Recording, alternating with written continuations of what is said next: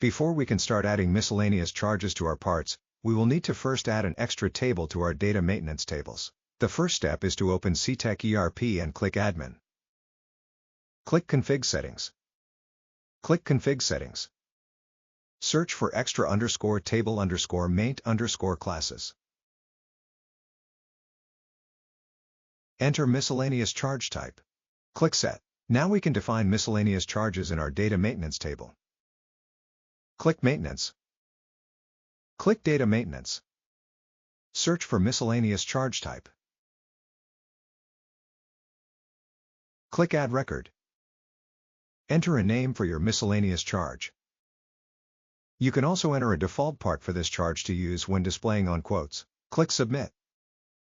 Now let's navigate to a part. Click Maint Plus. Click Charges. Here we can enter a name for our charge. Select a charge type. Enter a resale value, either a fixed value or a % of the part cost. Click Update, Add More. Now let's see how this applies to a quote. Let's navigate to a new quote and add our part. We can see our miscellaneous charge automatically adds to the quote as a new line.